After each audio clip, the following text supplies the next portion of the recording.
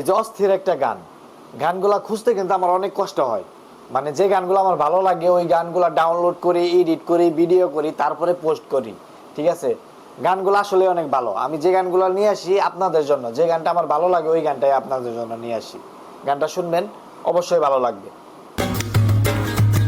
আমায় সে চায় তবু চায় না, তারে কেন ধরে রাখা যায় না।